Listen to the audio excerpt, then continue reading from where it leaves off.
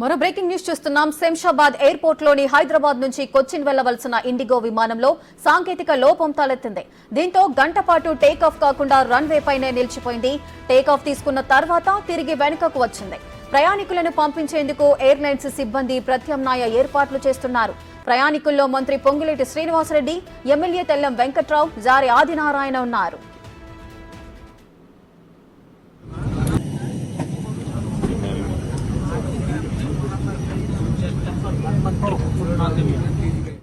Right, Hyderabad నుంచి కొచ్చిన్ వెళ్లవలసిన విమానంలో సాంకేతిక లోపం తలెత్తినట్లుగా తెలుస్తోంది. దీనికి సంబంధించిన పూర్తి డీటెయిల్స్ మా ప్రతినిధి సురేష్ అందిస్తారు. సురేష్,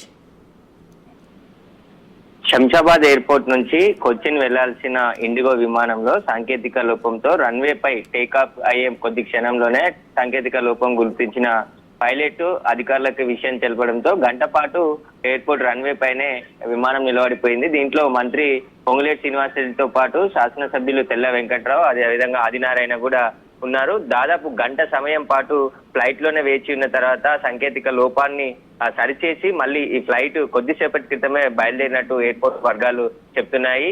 అనుకోకుండా సాంకేతిక లోపం వల్లే సమయం అయ్యింది అని చెప్పేసి కూడా వాళ్ళు ప్రయాణికులకి చెప్పి అదే ఫ్లైట్ లో మళ్ళీ కొచ్చిన్ కి కొద్దిసేపటి క్రితమే బయలుదేరి వెళ్లడం జరిగిందని చెప్పేసి కూడా ఎయిర్పోర్ట్ అధికారులు చెప్తున్నారు. తరచూ శంషాబాద్ ఎయిర్పోర్ట్ లో ఇండిగో విమానానికి సర్వీస్ సంబంధించిన పలు విమానాలు సాంకేతిక లోపం జరగడం, లేదంటే టైం కు బయలుదేరకపోవడం, కొన్ని చెప్పకుండానే క్యాన్సిల్ చేస్తున్నారని చెప్పేసి కూడా ఈ మధ్య కాలంలో ప్రయాణికులు ఆగ్రహం వ్యక్తం చేస్తున్నారు. ఇలా టికెట్ బుక్ చేసుకున్న తర్వాత బయలుదేరే సమయంలో ఎలాంటి సమాచారం ఇవ్వకుండా ఇలా సాంకేతిక లోపంతో కొన్ని ఫ్లైట్లు రద్దవుతున్నాయని చెప్పేసి కూడా ఆందోళనకు దిగడం జరిగింది. తరచూ ఇలాంటి ప్రాబ్లం ఎందుకు వస్తుందనే దానిపైన కూడా ప్రయాణికులు అయితే తీవ్ర ఆగ్రహం వ్యక్తం చేస్తున్నారు ఇండిగో సంస్థ పైన.